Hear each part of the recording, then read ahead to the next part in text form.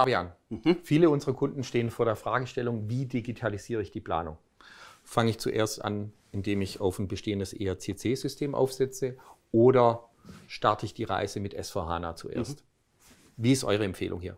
Gut, also mein Eindruck ist, dass sich alle Kunden gerade mit der Frage beschäftigen und die Empfehlung ist, gleich sich mit dem Thema S/4HANA auseinandersetzen und auch das Ganze ganzheitlich betrachten, also nicht nur IBP, sondern auch eine SAC oder Ariba und natürlich als Kollaboration SCC. Und damit das funktioniert, muss man sich überlegen, wo geht denn die Strategie des Unternehmens die nächsten 2 bis 3 Jahre hin und welche Impacts haben wir auf die Unternehmensprozesse. Und wenn ich das habe, habe ich eigentlich so meine Systemarchitektur der Zukunft, kann mich im zweiten Schritt letztendlich mit dem Implementierungsszenario beschäftigen. Und da weiß ich, Richtung Methode habt ihr eine klare Handlungsempfehlung. Ja, das ist natürlich eine wichtige Fragestellung, die viele unserer Kunden umtreibt. Wir haben natürlich 2 Möglichkeiten. Einmal das Thema Big Bang Approach oder aber ich starte meine Cloud-Reise mit IBP. Ja. Und im zweiten Step setze ich dann aus S/4HANA und das ist eigentlich mehrheitlich, was wir aktuell im Markt beobachten, was wir aber auch den Kunden empfehlen.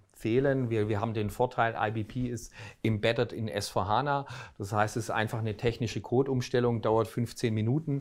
Dann haben wir die IBP an der S/4HANA angepflanzt. Auf der anderen Seite dauert eine Implementierung für ein IBP-Projekt, ist in der Regel sehr, sehr kurz und die IBP kann an jedes SAP- und Non-SAP-System angebunden werden. Teilst du diese Ansicht? Absolut. Also ich denke, das Wichtigste ist kleine Brötchen backen, Organisation nicht überfordern. Die agile Projektmethode wäre für mich Pflicht und dann würde ich es noch ergänzen um das Thema Pilotierung. Niemand hat beispielsweise bislang geschafft, ein laufendes APO-System von heute auf morgen abzusetzen. Das ist viel zu krass. Deshalb empfehlen wir einen IBP-Piloten, um dann festzustellen, welche Teilprozesse ich mit welchem Modul zukünftig abbilden will und wie ich das Step by Step letztendlich umsetze. So gelingt es mir dann auch relativ schnell, diese große Challenge letztendlich hinzukriegen. Stellt sich bei mir zuletzt die Frage, wann ist der richtige Zeitpunkt, dass sich Kunden mit diesem Thema beschäftigen? Sehr wichtige Fragestellung, die du aufwirfst. Unsere Handlungsempfehlung ist ganz klar, lieber heute als morgen.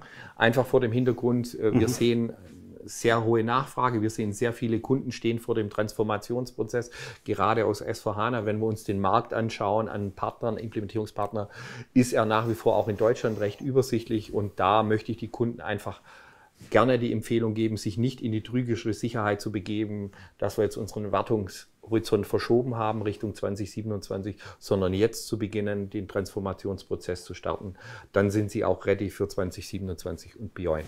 Bin ich ganz deiner Meinung. Vielen Dank.